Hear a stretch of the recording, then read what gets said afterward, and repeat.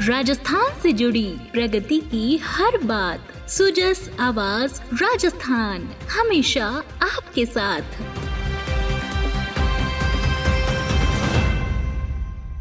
Sujas podcast में मेधा से आप सुन रहे हैं प्रदेश के मुख्य समाचार। नजर सबसे पहले उन खबरों पर जो आज सुर्खियों में रहीं।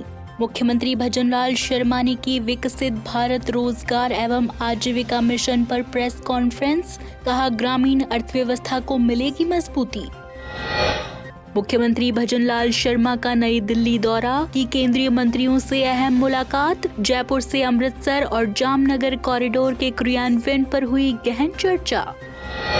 मुख्यमंत्री ने राजस्थान संपर्क हेल्पलाइन 181 का किया निरीक्षण, परिवादियों से किया सीधा संवाद, शिकायतों का हुआ गुणवत्तापूर्ण निस्तारण। और अब सुनिए समाचार विस्तार से।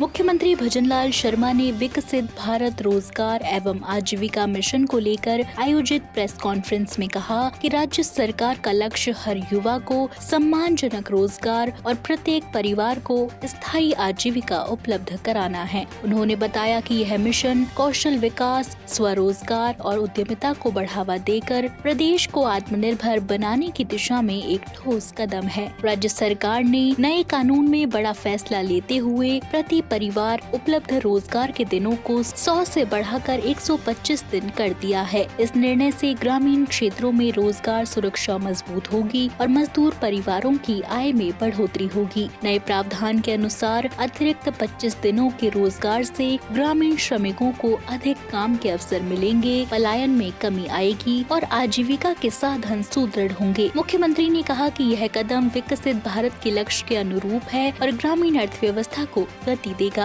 देश के यशस्वी प्रधानमंत्री नरेंद्र मोदी जी के नेतृत्व में हमारी सरकार ने विकसित भारत रोजगार एवं आजीविका मिशन ग्रामीण गारंटी अधिनियम 2025 जी राम जी लेकर आई है।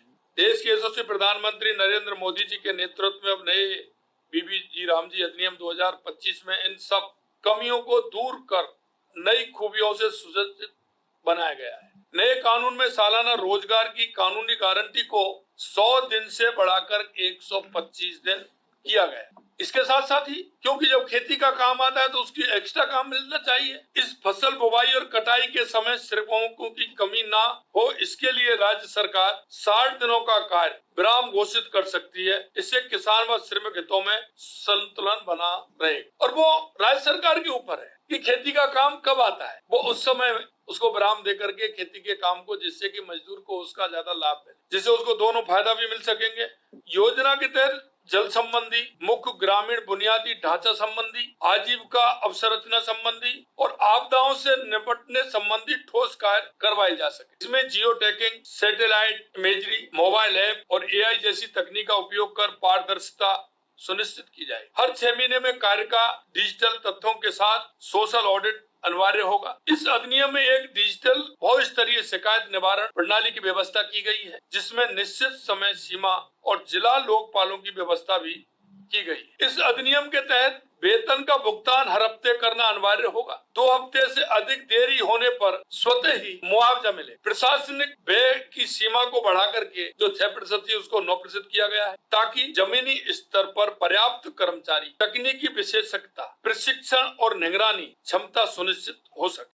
मुख्यमंत्री भजनलाल शर्मा ने कल नई दिल्ली में केंद्रीय सड़क परिवहन एवं राजमार्ग मंत्री नितिन गडकरी से शिष्टाचार भेंट कर राजस्थान से जुड़ी महत्वपूर्ण सड़क और आधारभूत संरचना परियोजनाओं पर गहन चर्चा की। इस अवसर पर केंद्रीय पर्यावरण, वन एवं जलवायु परिवर्तन मंत्री भूपेंद्र यादव, जल संसाधन मंत्री सुरेश सिंह रावत सहित संबंधित विभागों के वरिष्ठ अधिकारी मौजूद रहे। मुख्यमंत्री भजनलाल शर्मा ने बैठक के दौरान जयपुर की उत्तरी रिंग रोड, जयपुर से अमृतसर और जामनगर कॉरिडोर के क्रियान्वयन को लेकर विस्तार से चर्चा की। साथ ही राजस्थान में निर्माणाधीन और प्रस्तावित विभिन्न राष्ट्रीय राजमार्ग परियोजनाओं की प्रगति की समीक्षा करते हुए उन्हें समयबद्ध रूप से पूर्ण करने पर जोर दिया। बैठक में भिवाड़ी क्षेत्र में जल भराव की समस्या के समाधान को लेकर भी विस्तार से मंथन हुआ। इस संदर्भ में बताया गया कि समस्या के स्थायी समाधान के लिए एफ्लुएंट ट्रीटमेंट प्लांट का निर्माण पूर्ण हो चुका है। वहीं सीवेज ट्रीटमेंट प्लांट का निर्माण शीघ्र प्रारंभ किया जाएगा, जिससे क्षेत्रवासियों को जल भराव की समस्या से राहत मिलेगी।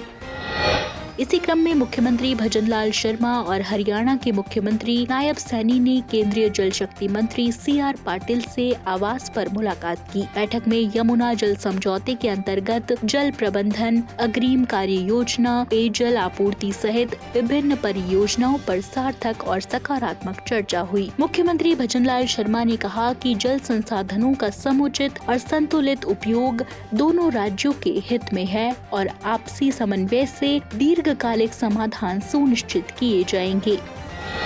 बढ़ते हैं आगे। मुख्यमंत्री भजनलाल शर्मा के निर्देशानुसार राजस्थान संपर्क हेल्पलाइन 181 के माध्यम से आमजन की परिवेदनाओं का गुणवत्तापूर्ण और त्वरित निस्तारण सुनिश्चित किया जा रहा है। मुख्यमंत्री स्तर पर इस व्यवस्था की नियमित मॉनिटरिंग भी की जा रही है। इसी क्रम में मंगलवार को मुख्यमंत्री शासन सचिवालय परिसर स्थित राजस्थान संपर्क हेल्पलाइन 181 पहुँचे और कॉल सेंटर की कार्यप्रणाली का निरीक्षण किया। निरीक्षण के दौरान मुख्यमंत्री ने परिवादियों से सीधा संवाद किया और उनकी समस्याएं सुनी। संबंधित अधिकारियों को त्वरित समाधान के निर्देश दिए। आपको बता दें कि जोधपुर जिले के ग्राम सुरानी निवासी छगन लाल ने गांव में विद्युत वोल्टेज की समस्या बताते हुए ट्रांसफार्मर लगाने का निवेदन किया। मुख्यमंत्री के निर्देश पर जिला प्रशासन द्वारा ट्रांसफार्मर स्थापित कर विद्युत आपूर्ति प्रारंभ कर दी गयी।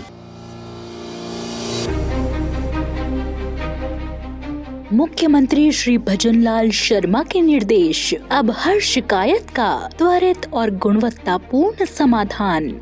राजस्थान संपर्क हेल्पलाइन 181 बनी आमजन की सशक्त आवाज। मुख्यमंत्री स्वयं कर रहे हैं नियमित मॉनिटरिंग। कॉल सेंटर पहुंचकर ई कार्य प्रणाली की समीक्षा, परिवादियों से सीधा संवाद, समस्याएं सुनी, समाधान सुनिश्चित किया। बिजली, पानी या भुगतान से जुड़ी शिकायत 181 पर कॉल करें, समाधान पाएं। राजस्थान संपर्क हेल्पलाइन 181 सरकार और जनता के बीच मजबूत सेतु।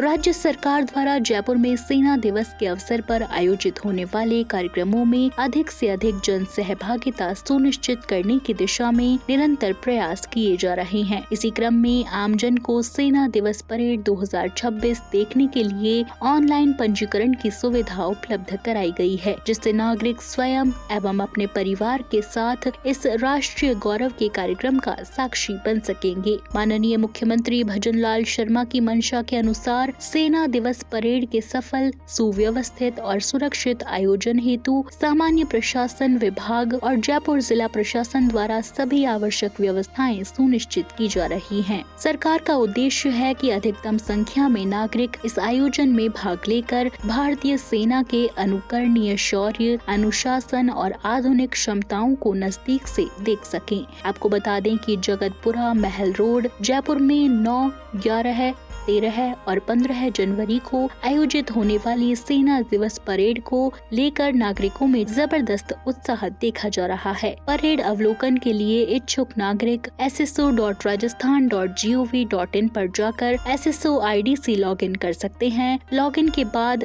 सिटीजन ऐप के अंतर्गत G2C श्रेणी में उपलब्ध आर्मी डे परेड रजिस्ट्रेशन विकल्प पर क्लिक कर मात्र 2 कॉलम भरकर पंजीकरण किया जा सकता है। सेना दिवस सप्ताह के अंतर्गत 8 जनवरी को मुख्यमंत्री भजनलाल शर्मा द्वारा भवानी निकेतन संस्थान में दोपहर 2 बजे से सेना के नोन योर आर्मी कार्यक्रम का शुभारंभ किया जाएगा। इस कार्यक्रम में सेना के नवीनतम सैन्य उपकरणों का प्रदर्शन और लाइव डेमोन्स्ट्रेशन प्रस्तुत किए जाएंगे, जिससे युवाओं और आमजन को भारतीय सेना की आधुनिक क्षमताओं से रूबरू होने का अवसर मिलेगा। तो आज के सुजस पॉडकास्ट में इतना ही। मेधा को दीजिए इजाजत, कल फिर होगी आपसे मुलाकात। तब तक बने रहिए सुजस आवाज राजस्थान के साथ। नमस्कार।